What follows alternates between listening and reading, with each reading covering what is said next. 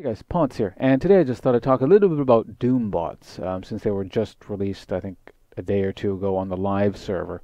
Now, all my experience with them comes from the public test round, but I don't think they really changed between now and then.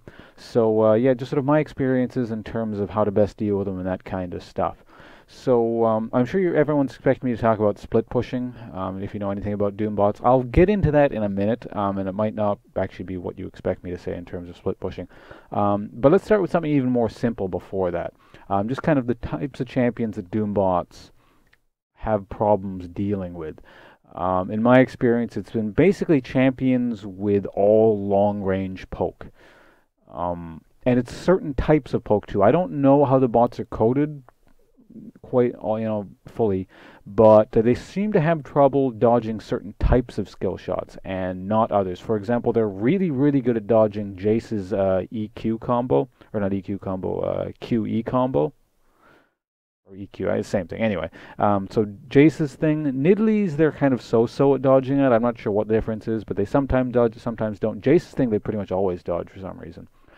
Things they're really bad at dodging are these weird skill shots, like Ziggs bombs that bounce. They don't seem to understand how to deal with those. Urgot's EQ combo, or rather his E more specifically, they can't seem to dodge that. They don't think to dodge it. Another thing they can't really dodge is Vel'Koz's skill shots. They don't seem to dodge at all. Just kind of stuff like that aren't just straight up projectiles that come out of the person. Typically, if the projectile is something a bit strange, Doombots don't know how to deal with it. And again, if you can combine that with really long range and just stay away from the Doombots and their crazy, weird abilities, that tends to work really well versus them. Generally speaking, you don't want short range like melee-ish champions to try and deal with them. For example, Riven would be a bad choice. That's not going to work just because getting close to Doombots means all their crazy weird abilities start going off and you don't really want to deal with that. It can be done, but for most people that's going to be a bit difficult. If you're going to take a melee anywhere, you probably want to take a maybe mid. Just don't try and deal with you don't really want to deal with two bots at once with a melee champion, especially, like, I mean, there's certain combinations you might be able to deal with, but especially when you get, like, hyper lock-up combinations, like Morgana, what's his name, Cho'Gath, or something like that, where, we just get CC'd to death if you get anywhere near them. That typically won't work with a melee.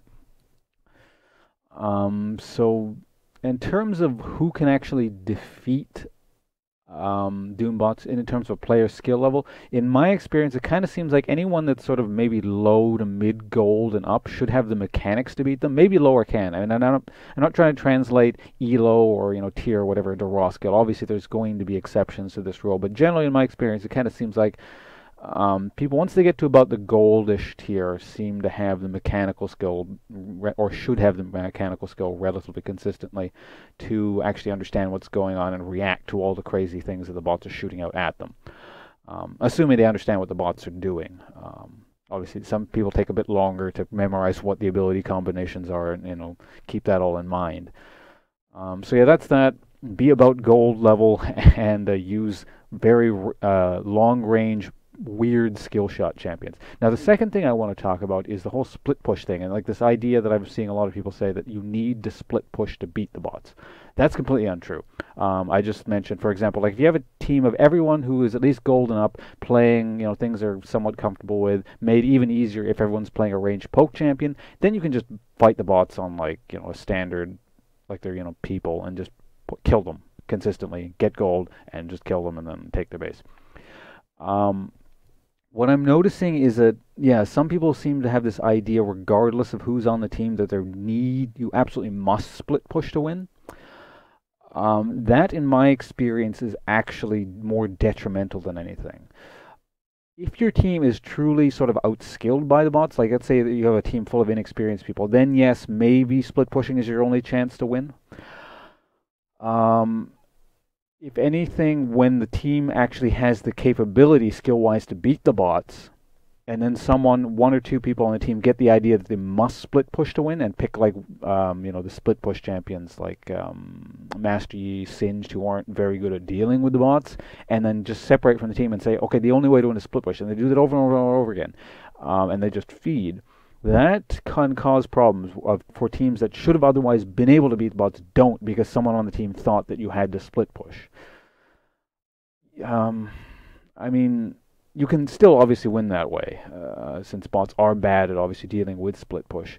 But it basically counts on the fact that at least one or two people on the team are strong enough to hold off the entire bot team on their own or as two people, while the other people try and split push their way to victory. For example, I remember this one game I played where I was Ziggs, and I just like ran around killing tons and tons of bots, and I had a stupid amount of gold. Like, I think it was max items fairly early on in the game. So me myself was able to hold off the bots with Ziggs bombs, at our inner towers on my own, because no one else was doing anything on the team except trying to split push. And see, the thing is, bots won't dive you under towers typically, so you just keep pushing the way back, and then you keep poking them down, so they get lower and lower, and eventually you kill one or two, and they kind of back off, and they can never push into your base. The problem is this one guy. In my example, I was the Ziggs. If I screwed up once and I just died in our base, they would take an inhib and probably push in and won. Fortunately, I was able to, dodge every single skill shot that came my way and never actually die in our base.